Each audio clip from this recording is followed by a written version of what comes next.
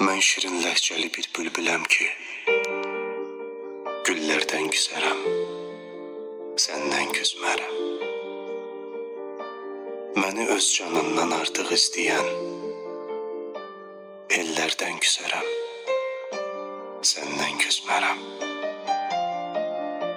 Gözlərim misalda axan çaylardan, kipriyin oxlardan, qaşın yaylardan. Qarşımıza gələn uzun aylardan, illərdən küsərəm, səndən küsmərəm. El içində bizə dərlər sayatdı, dərlan ovçusuyam, ruhum qanaddı.